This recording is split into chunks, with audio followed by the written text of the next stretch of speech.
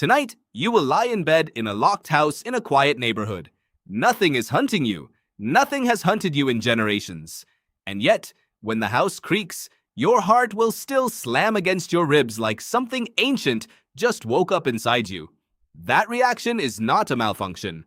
It is a message from a world that no longer exists. Your brain was not built for the world you live in. It was built for a world that tried to eat you. For most of human history, danger was not an abstract concept. It had teeth, it had claws, it moved through tall grass without a sound, and the humans who survived were not the strongest or the smartest. They were the ones who flinched first. That flinch lives in you right now. Deep in your skull, tucked beneath the folds of your rational thinking brain, sits a small almond-shaped structure called the amygdala.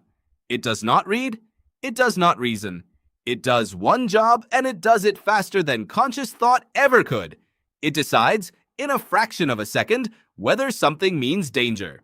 Neuroscientist Joseph Ledoux spent decades mapping exactly how this happens, and what he found reshaped how we understand fear itself. A sound reaches your ears. Before that sound ever becomes a coherent thought, before you consciously register what you heard, a signal has already raced along what Ledoux called the low road, straight to the amygdala. Your body starts reacting before your mind even knows why. This is not a flaw in the system. This is the system working exactly as designed. Because for the ancestors who built the architecture of your brain, the ones who waited to think it through were the ones who got eaten. Evolution does not reward accuracy. It rewards speed.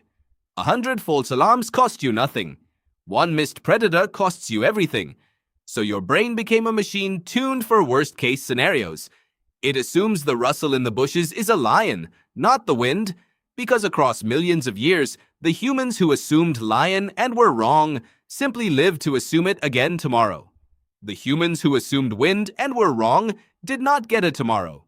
You are the descendant of the paranoid ones. That is not an insult. That is survival math. But here is where it gets strange.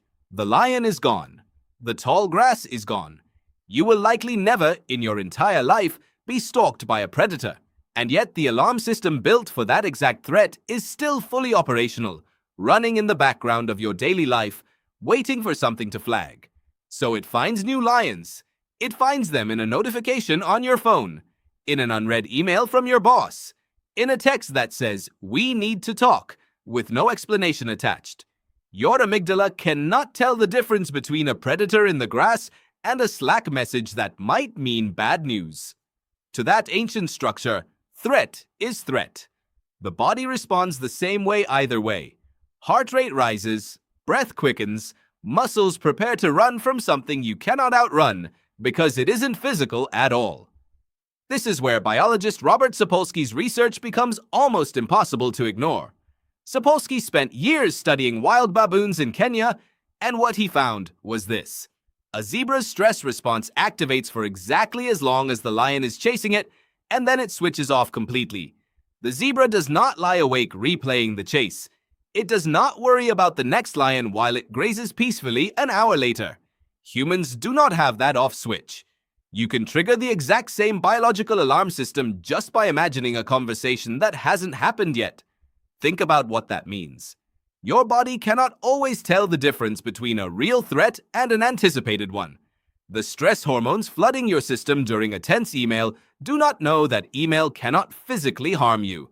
As far as your ancestral wiring is concerned, you are standing in the grass and something is watching. Why would evolution leave this gap open? Why would it build a system so easily fooled by things that were never part of the original design? Because evolution does not build for comfort. It builds for survival, and it builds using whatever came before. Your brain was not redesigned from scratch when the world changed. It was layered. The ancient threat detection system stayed exactly where it was.